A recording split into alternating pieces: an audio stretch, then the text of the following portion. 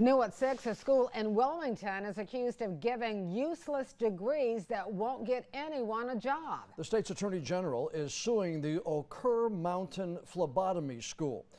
Attorney General Josh Stein says the school on Market Street in Wilmington is not licensed by the state. He accuses leaders of falsely advertising the phlebotomy program. The three-day programs are said to prepare students for the national certification exam.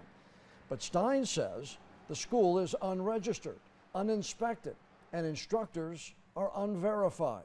In a statement, the Attorney General said, and here's his quote, "These students paid for an education to invest in their futures. Instead, this unlicensed, for-profit school took their money in exchange for degrees that won't help them get a job. I'm taking this action," he says, "to stand up for Mountain students and to protect others."